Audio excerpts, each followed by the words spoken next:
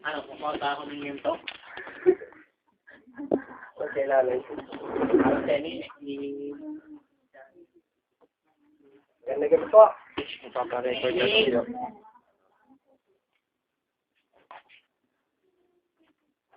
Nagkita tayo yung gabi-gabi, no? Nalibago ako, akala ko dapat nasanay po tayo noong umaga, Ganda ng hanggang tanghali. Pero balik na naman po tayo sa gabi. Evening shift na naman tayo.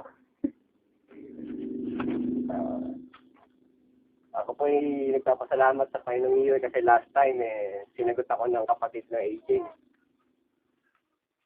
May utang ako kay Iyo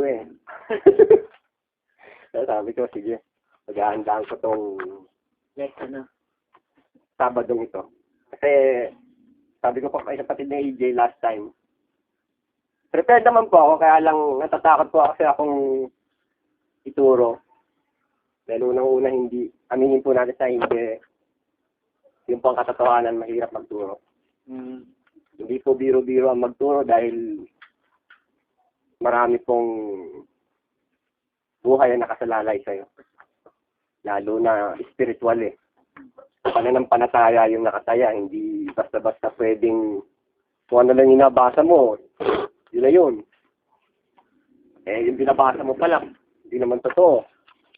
Yung binabasa naman pala, polluted. Yung binabasa mo pala, kura. Isi-share mo. Hindi yung nabasa mo, isi-share mo rin.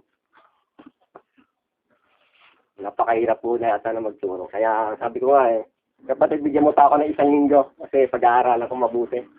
Sa presensya ng Panginoon Iyo dahil talagang yung unang nagturo ng pag-uusapan po natin ngayong gabi, sala.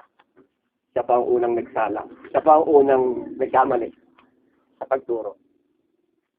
Ito po yung salitang, pag-aralan po natin yung salitang math and just. Siguro po sa dalawang teacher na matalik kong kaibigan, siguro po sila po ang medyo familiar. O kaya sumagot sa meaning ng math and just.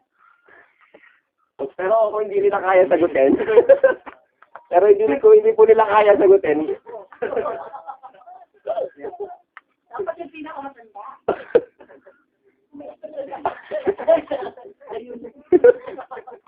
Ako na rin sa sagot. Tanong mo, sagot mo. Tanong ko, sagot ko. Nagtaka po ako Sa totoo lang, kanina po habang pagka-uwi ko, galing dito sa dito na. Nagtaka ako, sabi ko, Panginoon, bakit ito? Oo nga, no? Hindi ko napansin yung salitang math and just. Parang magkatunog Anong tayo? Nagkaiba lang ng letter sa unahan Kung napansin niyo po, no? M versus J.